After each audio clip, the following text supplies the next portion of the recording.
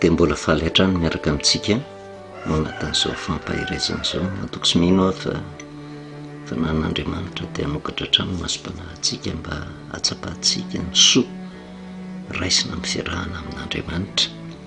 Vavaka isika. Jehovah'Andriamanitra ray io, tsy mitsahatra ny misaotra anao mandrakariva izahay noho ny fitiavana asehonao aminay, satria tsy mitsaha amin'ny teny ianao mba hahatonga anay olona tena araka ny sitraponao, mba hanaiky ny fitantananao mandrakariva eo amin'ny fiainanay, ahitanay fiadanam-po ary fiarovana tanteraka manoloana ny ratsy misy ety amin'ity izao tontolo izao ity. Dia mangataka ny fanahinao masina mba hanokatra hatrany masom-panahy ny sambatan'olona tsiraray avy, sy hatsapany fa tsy misy vahaolana afa-tsy eo aminao irery ihany, ary tsy misy tsara afa-tsy amin'ny fanarahana ny teninao. Dia mitenena indray Jehovah fa mihaino ny mpanomponao ny anaranao Jesosy. Amen. Faly miarahabantsika amin'ny anaran'i Jesosy Kristy manonona ny fahasoavana sy ny fiadanan'ny Tompo amintsika mandrakariva. Tsy mahafaty antoka ireo olona ny miaraka amin'Andriamanitra na inona sehatra misy atsika. Tsy mahafaty antoka ny mandeha amin'ny famarinana na dia somary mafy azy ny olana sedrainy, satria rehefa miaraka amin'Andriamanitra ianao dia eniky ny fiarovana mandrakariva, ka na manahoana na manahoana hery ny fahavalo mamingana ny marina. Tsy isika ny miato fa Jehovah ny miato atsika. Hitantsika ny tantaran'i Daniel tamin'ny andron'ny Darius izay nifidy mpanolontsaina mba hiara-miasa aminy, ary na dia andevo ary Daniel tao anatin'izany dia nisingany manokana ary vokatry ny toe-panananana dia napetra ho lehibe ife ireo mpanolontsaina rehetrarehetra io. Ary araka ny ambaran'ny soratra masina dia io Daniel io nanam-panahy endry, ary tsy namenatra azy na dia teo anatrehan'ny fitantanam-panjakana azy, tsy nanary an'Andriamanitra izy. Ary indraindray io teo zavatra io matetika mitsikarotra ao anatin'ny fitantanana, ohatra ny atao akilabao io Andriamanitra io, fa mandeha araka ny heriny tenany mandrakariva ny akamaroan'ny olona, tokony andraikitra ambony arak'izay zavatra kendreny, tombotsoa ananany, fa tsy ampiasainy io Andriamanitra raha tsy amin'ny vanim-potoana ilany azy. Fa Daniel tsy mba izany, na dia teo ary ny toerana ambony izay nametrahana azy teo amin'ny fitantanana ny fanjakana niaraka tamin'ny Darius, tsy mba nanary ny fahamarinana izy, tsy mba nanary an'Andriamanitra izy, fa nataony lolohara teo amin'ny fiainany mandrakariva. Andriamanitra ny fandehanana mahitsy, ny fandehanana amin'ny fahamarinana, na dia teo ary ny fialonana sy ny tetika nanana nyreto mpiara-miasa tamin'reto, tsy nataony zavatra ny mba natao an-tsainy izany, fantany io. Ary Daniel tsy hoe nitapina amin'ny masony ka tsy hafantatra, fa velom-pelonana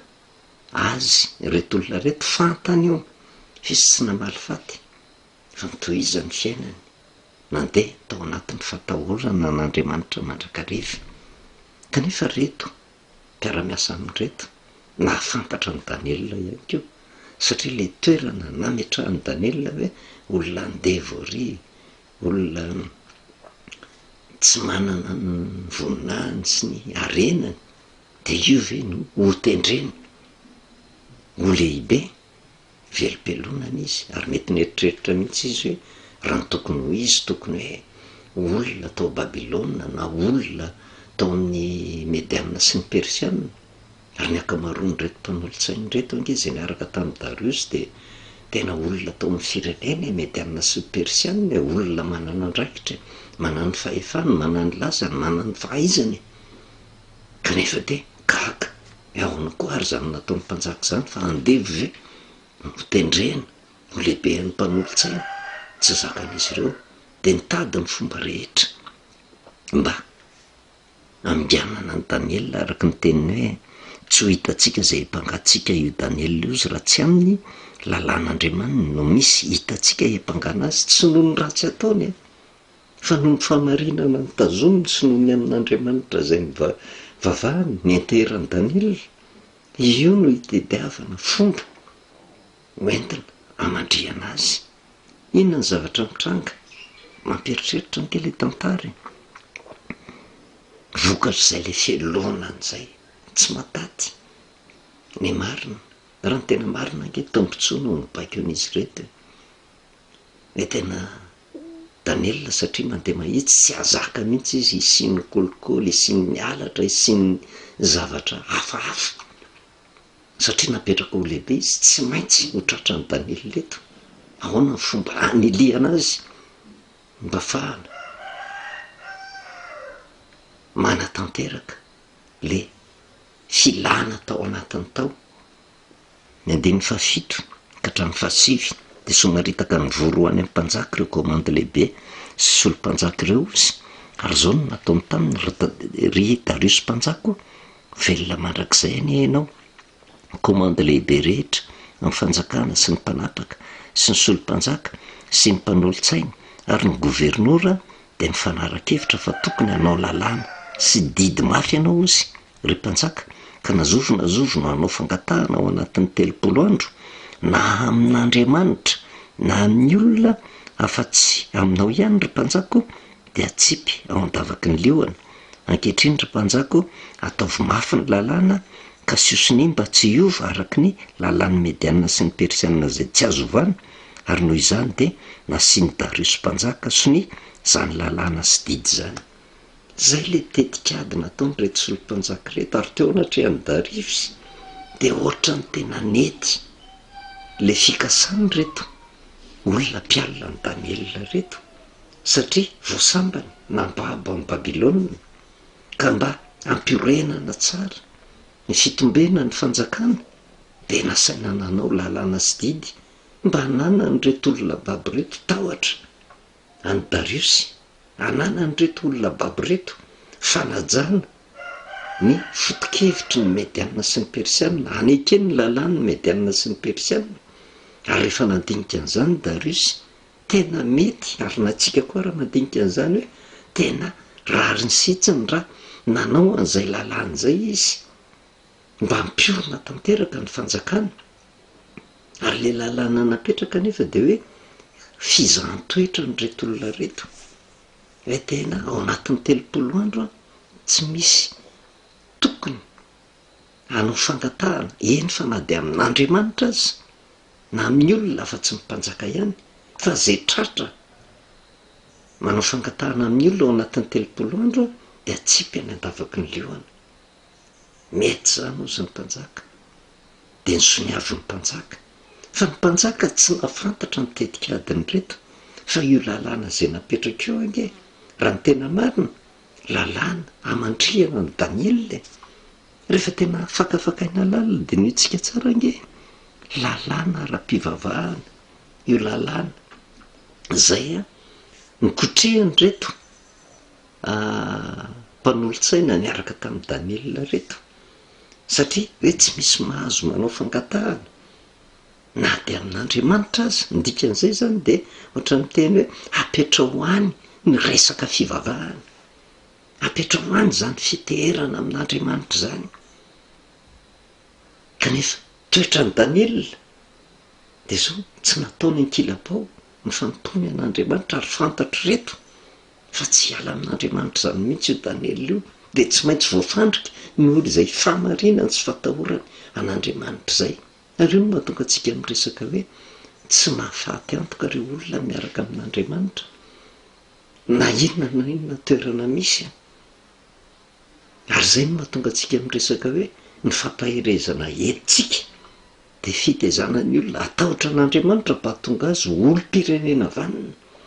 ary zay antso zay atao zay de tsy antso ataony ho any sarababen'ny olona fotsiny fa tsy hakanavaka io ninona toerana misy na mpanjaka na olo-pehezina fa Andriamanitra no mibaiko fa tsy misy vahaolana akoatra fiarahana amin'Andriamanitra. Kanefa teo anatrehan'izay a tsy zakan'reto mpanolotsain'reto le toetra ny Daniela satria ny fiarahany tamin'Andriamanitra nahatonga azy ny azona ny famarinana de ho potehan'izay fifandraisana amin'Andriamanitra izay mba hahatonga ny Daniela mety izay ny eritreritiny hahatonga ny Daniela iray petsapetsanina satria izay ihany ny lalana tiany ho tanterahana hoe ny fiarahana amin'Andriamanitra ke manjary katsaka ny fahamarinany fa rehefa tsy miaraka amin'Andriamanitra dia afaka manao izay tiana atao. Kanefa fantany fa tsy hiova amin'izany Daniela dia napetraka le lalàna voafitaka ny mpanjaka Darius dia nisoniaviny le izy kanefa tsy fantatra Darius tamin'ny vanim-potoana io hoe filonana ny Daniela nge nanaovana n'ity lalàna ity ianao izay miseho azy ho matoky an'Andriamanitra io tsy ilaina zany rehetrarehetra any ohatrany fifaninanana hoe tena Andriamanitra ve no hitokianao amin'ny fitantanana firenena tsy zakan'reto zany velobelona niteraka fanenjehana niteraka fiampangana niteraka fanalatsiana niteraka hatramin'ny fikasana hamono azy satria zay no nahatonga antsika nyresaka ny fialonana tsy maintsy mifara ny fiampangana fanaratsiana fanenjehana hatramin'ny fikatsahana ny hamono aina azy ary ny tanjona kendrena izy ireo dia zao ny hamono mihitsy any Daniela satria rehefa maty Daniela dia zao tsy maintsy manendro solompanjaka indray lehibe indray i Darius hitantana kanefa raha mitoetra nyreto solompanjaka reto dia lehibe izay hitady tompontsoa any tenany hanao mpimamba ny harem-pirenena dia io soniavin'ny Darius tsy nalalany eneniny Darius rariny sitsiny fa tena raha ity lalàna ity tokoa atahotra ny Darius sy ny fanjakana mediana sy persiana ny babo rehetrarehetra dia ilamina ny fiainany fa tsy napoziny nefa nitetika adin'ireo ary amin'io vanim-potoana io efa fantany ny fihetsiky Daniela fantatra Darius fa Darius nandeha tamin'ny kitsipo fa fantatro reto mpiara-miasa amin'ny Daniela reto ny fombafombany na rahany maso inona ny azontsika atao hamelezana azy dia na rahany maso tsara hoe ahoana sy ahoana ny fombany inona daholo ny zavatra ataony fa iandrasantsika kendrotoana ampifamatorana amin'ny lalàna zay avoaka fa vao mandikan'io lalàna io dia zao atsipy any andavaky ny leona ny dikan'izay ho vonoina ho faty mihitsy vokatry ny fialonany zany zay toepana tsy tokony ananany raha te handroso ny 120 ka hatramin'ny 120 dia jereo nge ny fizotra ny tantary no ny fantatra Daniela sy efa voaisy soniny didy nankao an-tranony izy ary ny varavarankely ny tranony ambony na nandrify any Jerosalema dia nivoa koa ny 3 isan'andro izy no nandoalika ka nivavaka sy nisaotra teo anatrehan'Andriamanina izy satria fanaony hatramin'ny taloha izany dia somaritaka ny vory ireo lehilahy ireo izy ka nahita ny Daniela mangataka sy mifony teo anatrehan'Andriamanina dia nanantony izy ka niteny teo anatrehan'ny mpanjaka noho ny amin'ilay lalàn'ny mpanjaka ka nanao hoe moa tsy misy lalàna na sinao siniva aho izy fa nazovona hanao fangatahana na amin'Andriamanitra na amin'ny olona atao anatin'ny 30 andro afa-tsy aminao ihany ny mpanjaka dia atsipy ao andavaky ny liona mpanjaka namalika nanao hoe marina zany dia araka ny lalàn'ny mediana sy ny persiana zay tsy azo ovana dia niteny ireo ka nanao teo anatrehan'ny mpanjaka hoe ilay Daniela isan'ny baba avy amin'ny taranaka Joda dia tsy nanaiky ianao na ny lalàna zay nasianao sini ry mpanjaka fa manao fangatahana intelo isan'andro izy. Daniela mihitsy no anton'le lalàna zay niorenany reto mediana sy persiana ny soniaviny Darius reto nandrasana kendrotoana dia nampatsiarovina ny Darius ianao mihitsy no nanao sinio izy fa inona ny zavatra mitranga le Daniela iny a dia zao mangataka intelo isan'andro izy amin'Andriamanitra kanefa le lalàna napetraka hoe tsy mahazo manao fangatahana na amin'Andriamanitra na amin'olona ao anatin'ny 30 andro andriamanitra no mendrika tokony ho ekena no ny olona ary tsy mahafaty antoka na inona toerana misy mametraka ny fiainana eo am-pelatanan'andriamanitra mandeha ho fahamarinana ka na izay ara le lalàna napetraka tsy nampaninona ny Daniela zany, tsy nataony ialana tamin'andriamanitra le lalàna napetraka ifehezana ny tany sy ny fanjakana fa vao maika izy mivavaka tamin'andriamanitra ary tsy mandatsy hoe tsy mariky ny tsy fanajana ny mpanjaka akory zany fa fomba fifasahina mijoro na deo amin'ny fitantanam-panjakana azy napetraka teo anatrehan'andriamanitra mandrakariva ny fiainana ka nizaniza ialina ninona lalàna ipetraka tsy ataony ambanin-javatra noho ny fitiavany an'andriamanitra zany rehetrarehetra zany. Tonga reto mieritreritra fa naomby ny tetika satria tena tetika famonoana atsika ny antavaky ny leoany mikendrena ho an'ny Daniel naseho amin'ny mpanjaka tena nanosony aho izy kanefa Daniel tena teny mpanjaka fa saingy voafatotro le sony kanefa rehefa vao nisoniavin'ny mpanjaka ny lalàna dia tsy azo ovana, tsy azo ovana. Zay ny lalàny mediana sy ny persiana, lalàm-panorenana napetraka tsy azo kitikitihana kanefa dia hita taratra teo anatrehan'izay hoe io Daniel io tratra, tsy tratra noho ny fahadalanina ny faratsiana fa tratra noho ny fitiavana an'andriamanitra. Inona moa no nataony Daniel? Tsy namalinga izy, tratra ny lalàna izy, manaiky le lalàna nisy izy. Tezitra indrindra ny mpanjaka ozy ny 520 ka hatramin'ny 620 raha nare izany teny zany nefa maty ny any izy ny anafaka ny Daniel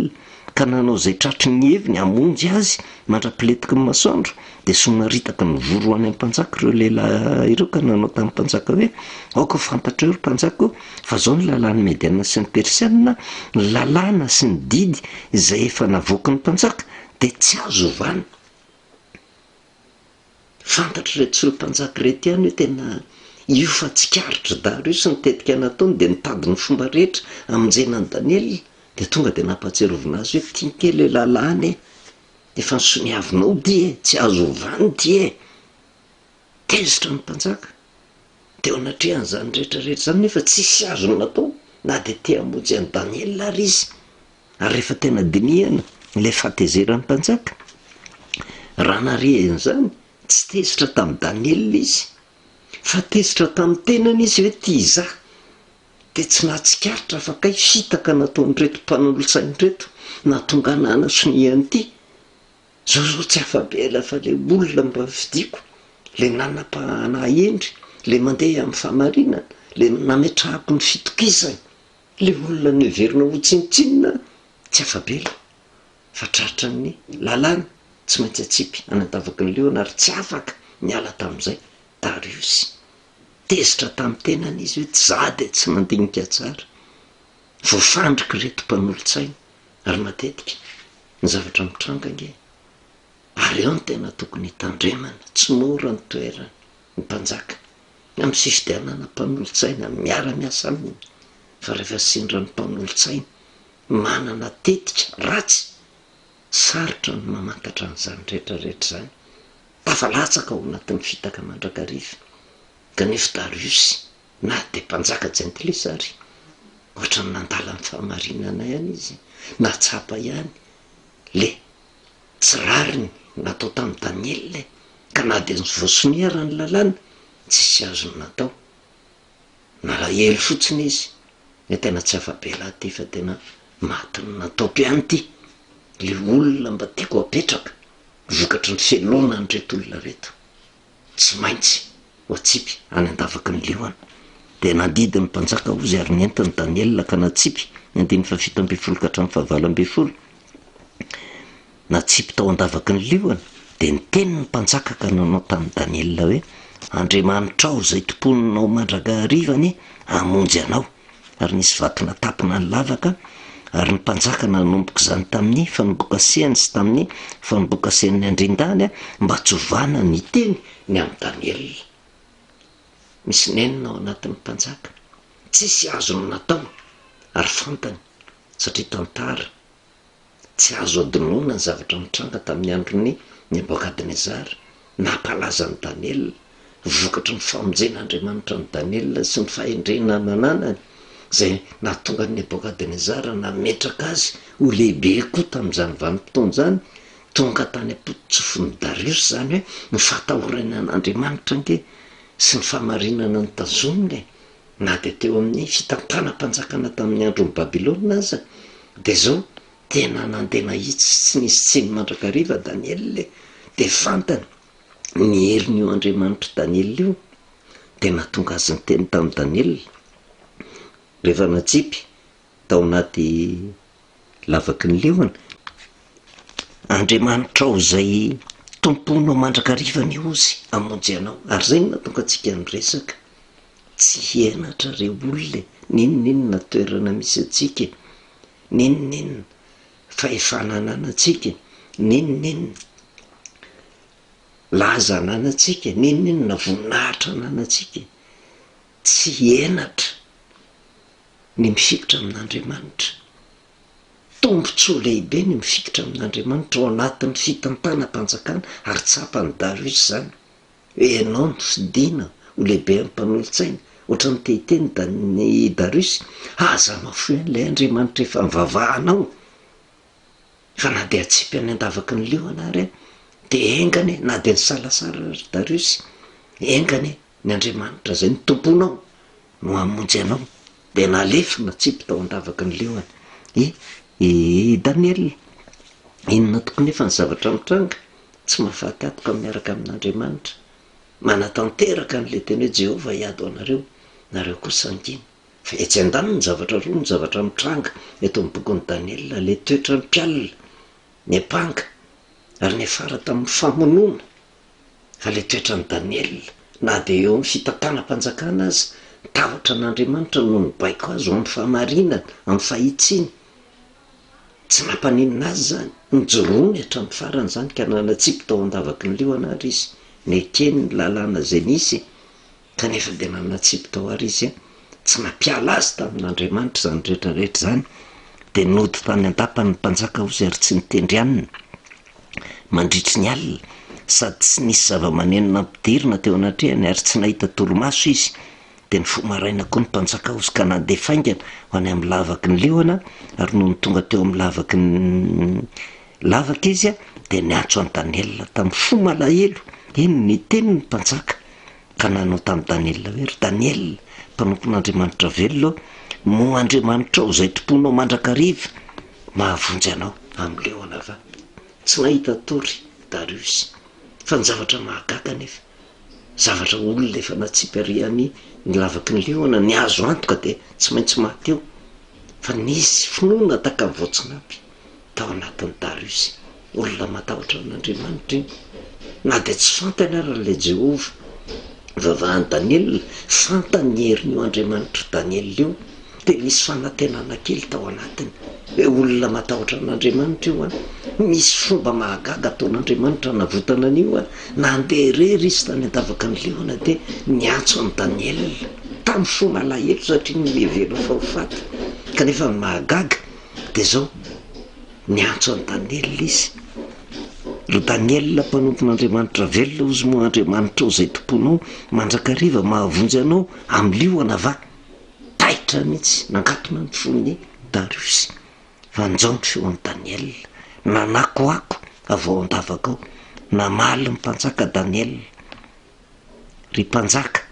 ho velona mandrakizay ne ianao ozy. Andriamanitra efa naniraka ny anjeliny ka nanakombona ny vavan'ny leoana, tsy andratra satria famarinana no hitako tamiko ozy. Ary teo anatrehanao ry mpanjako, tsy nanao ratsy de faly indrindra ny mpanjaka ozy ka nasainy nakarina tao avy eo andavaky Daniel,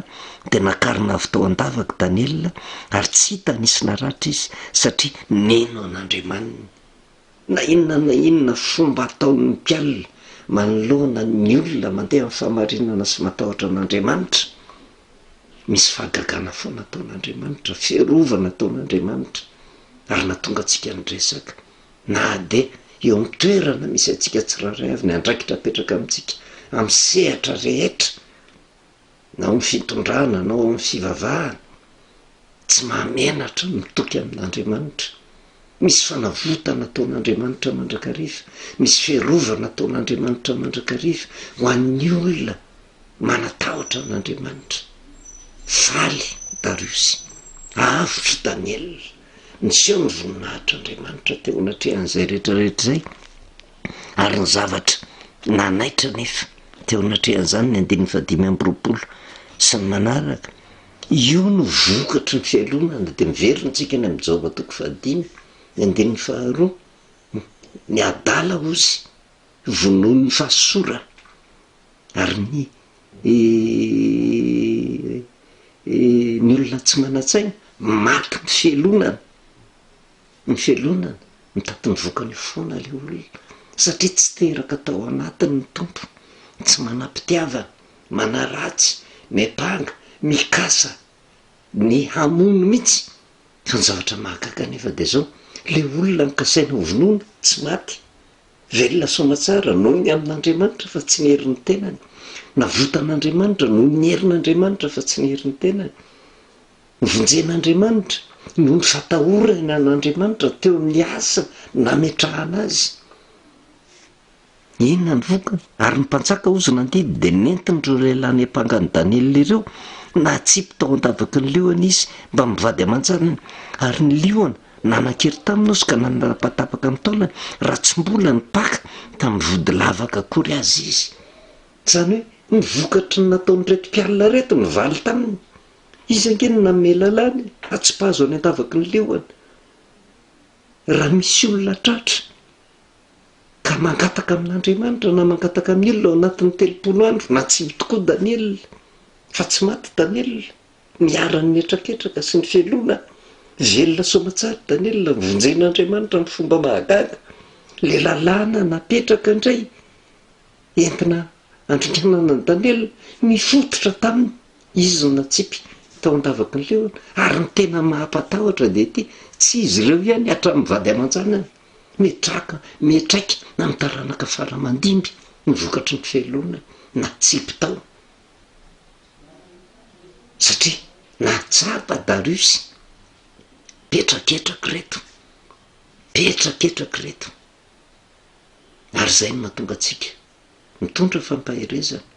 raha mbola tsy miatra ny valiny. Aleo re olona mibebaka ao anatin'ny andron'ny krismasy ny kristianina ny ankamaroany tsy editsika hevitra hoa le andro naterahan'i Jesosy, fa le hevim-panahy fandraisana an' Jesosy atao ho tonga olom-baovao mialamy fialonana fa tsy mahasoa io, tsy mamba-androso io, mahafaty io re olona, kanefa anatra koa ho an'ny olon-drehetra hatramin'ny tompona andraikitra ambony ka hatrany madinika indrindra miverena amin'Andriamanitra. Aoka ho ateraka indray eo amin'izay atao rehetra, mandehana mitahotra an'Andriamanitra, mandehana mahitsy, mandehana amin'ny fahamarinana, fa ny tsy fandehanana amin'ny fahamarinana mifototra amin'ny tena, tahaka ny mamafy rivotra mijinja tadio. Zavatra tena mahafaly nefa teo anatrehan'izay, le toetra ny Dariosy na dia jentilisa ary izy nanaja ny Andriamanitra zay nivavahany Daniela, nanaja ny Daniela na dia andevo azy no nofidiana ao amin'ny fitantanam-panjakana. Tsy nampaninina azy zany fa fantany fa avy amin'Andriamanitra io olona io, tsy nijery zay mety vononahany, mety ho hareny, mety ho fahefany, mety ho fahaizany. Dariosy tsy nijery an'i Daniela arak'izay fa nijery le fanahy feno fahendrena tao anatiny dia mifidy azy manokana tao anatin'izay, satria ny fifidianana ny Daniela